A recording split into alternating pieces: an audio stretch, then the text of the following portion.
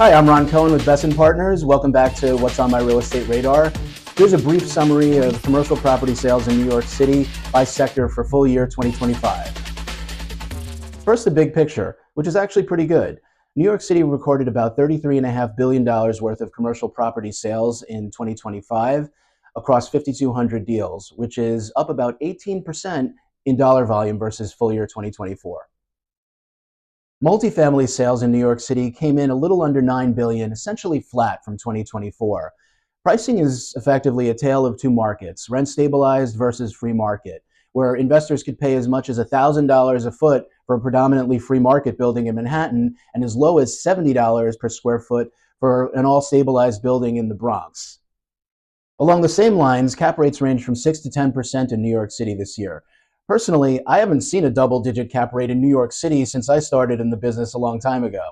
Since 2019 in HSTPA, values of predominantly rent-stabilized buildings have deteriorated by 50% across the board.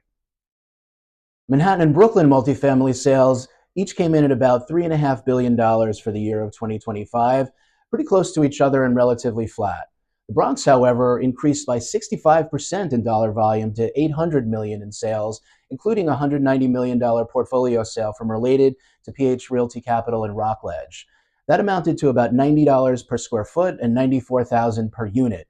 And let's not forget about my native borough of Queens, which came in at about $880 million across 300 properties. Office is the Cinderella story of 2025 and the top performing asset class.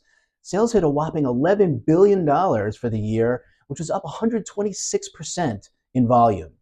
There were several billion-dollar plus transactions, one of which was 590 Madison Avenue, beautiful Class A office building on the corner of East 57th Street that sold to RXR for a price that equated to $1,000 per square foot.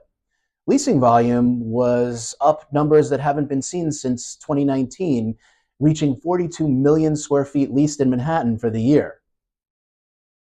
Retail property sales achieved $2 billion in Manhattan and $515 million in Brooklyn, down 10 and 20% respectively from 2024.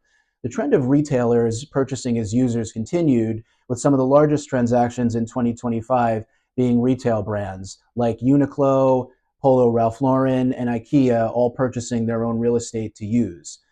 Price per square foot averaged $1,900 in Manhattan and $700 in Brooklyn for retail properties.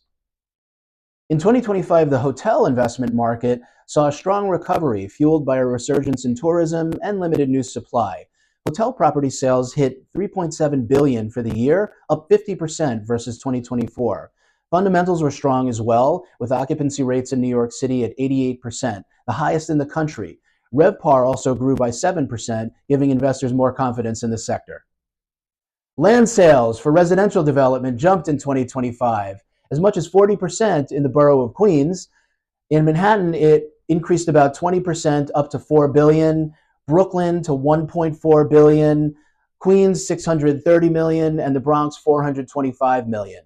Prices per square foot for the land averaged $470 in Manhattan, $275 in Brooklyn, about $210 in Queens, and $105 for the Bronx. So why does it matter? We were all saying we got to stay alive until 2025. So I would say that things did revive in 2025. And now perhaps the new saying is, let's hope it fully clicks in 26. I'm Ron Cohen, and that's what's on my real estate radar.